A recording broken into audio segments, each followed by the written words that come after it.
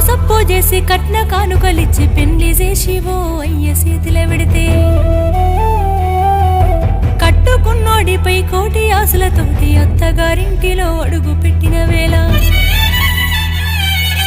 అప్పో సప్పో చేసి కట్న కానుకలిచ్చి పెళ్లి చేసివో అయ్య చేతిలో పెడితే కట్టుకున్నోడిపై కోటి ఆశలతోటి అత్తగారింటిలో అడుగు పెట్టిన వేళ కట్టుకున్నోడే కాలయముడైపాయే